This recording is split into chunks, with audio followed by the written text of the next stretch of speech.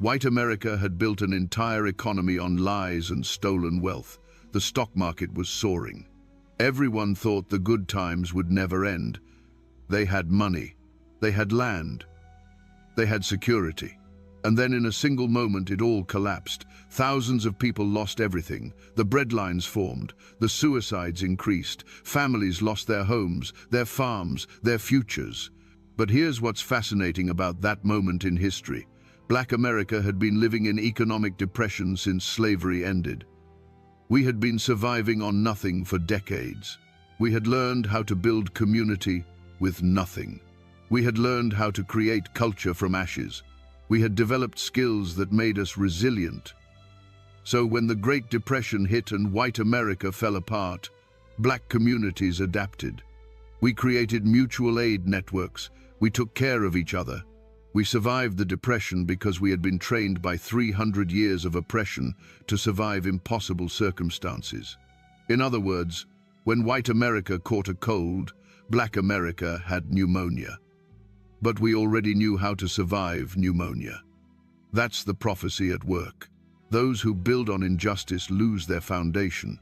Those who have been oppressed develop the spiritual and communal strength to endure anything. But let me go even deeper. Let me take you back to ancient Egypt. This is the original oppressor nation in the Bible.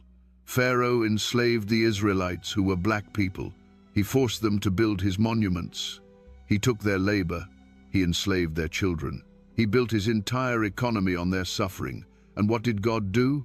God sent 10 plagues that destroyed Egypt's economy. Crops failed, livestock died, the Nile turned to blood, darkness covered the land, and finally, the death of the firstborn.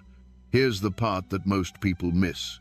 When it came time for God to deliver the Israelites, Exodus 12 verse 33 says this: "The Egyptians urged the people to hurry and leave the country, for otherwise, they said, we will all die." Do you understand what that means? The oppressors were begging the enslaved people to go, not just leave, but go quickly, because the oppressor nation could not survive without the enslaved people's labor and presence.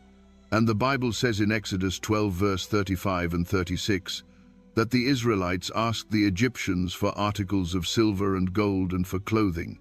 And the Lord had made the Egyptians favorably disposed toward the people, and they gave them what they asked for. So the Israelites plundered the Egyptians.